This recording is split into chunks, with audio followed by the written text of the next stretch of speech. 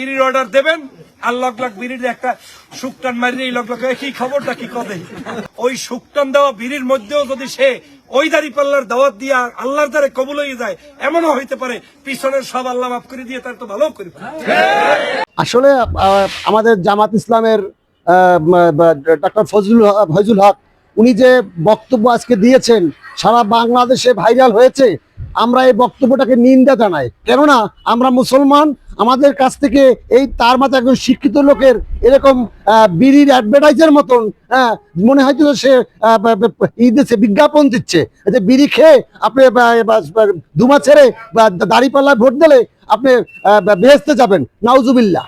আমরা মুসলমান, এটা ধর্মপ্রিয় মানসিকতা মানুষ, আমরা এগুলা মেনে নিতে পারি না। ব্যাপার হয়েছে আমরা তো ওই বিড়ি খেয়ে ভোট দিয়ে যাবো, যদি ইসলামীর দলে হইয়া যদি ভোট দিয়ে যায় বিড়ি খেয়ে, কি আল্লাহ মাফ করবে? এই জিনিস মাফ হয়ে যাবে? আমি তো একদম সামান্য ভোটার, আমরা কি মনে হয় বিড়ি খেয়ে যাবো মাফ করে দেবো আমারে ভোট দিলে? কোনো বক্তব্য আশাই তো করি না। এগুলো হয়, এগুলো সমাজে চলে। ইসলামের লোক দলের লোক হইয়া সে ধরনের কথা বললে তা তো শোভা পায় না মুখে।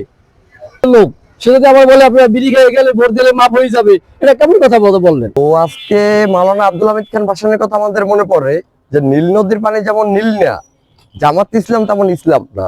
তারা ইসলামকে ধর্মকে কটূক্তি করে যে কথাগুলো বক্তব্য করে সেটা তো সামাজিক যোগাযোগ মাধ্যমে আপনারা সবাই দেখেছেন। এগুলো তো সম্পূর্ণ ভিত্তিহীন। অবশ্যই সংবিধান কাউন্ট করবে না, কারণ সংবিধানে এই তামাকজাত দ্রব্য নিষিদ্ধ এবং সংসদে আইনও পাশ করেছেন যে হাটে বাজার স্কুলে সামনে কোর্ট কাছারিতে যখন কেউ ওপেনে